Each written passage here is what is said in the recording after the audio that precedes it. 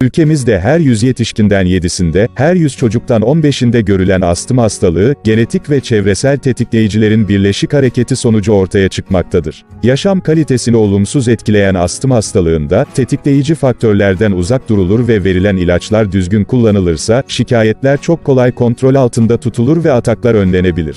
Böylece solunum yetmezliğine giden süreç de engellenmiş olur. Alerjik astım, hava yollarının duyarlılığının artmasına bağlı olarak gelişen kronik bir hastalıktır. Tekrarlayan öksürük ve hışıltı ile karakterizedir.